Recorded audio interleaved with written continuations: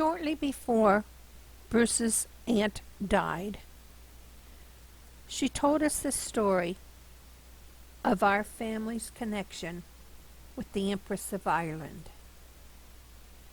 Apparently, Edith Ann Hall, who was 14 years old, had tuberculosis. And in those days, it was assumed that a sea journey could help clear up the tuberculosis. So an aunt volunteered to take Edith Ann on a cruise on the Empress of Ireland.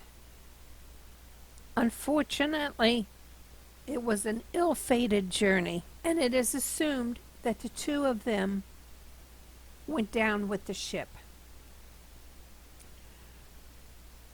Grandpa Hall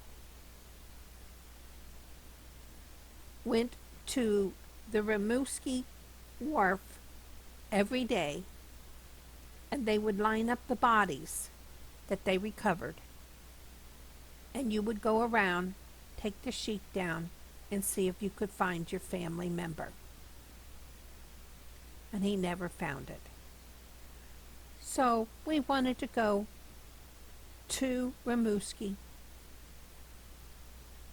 to the museum for the Empress of Ireland.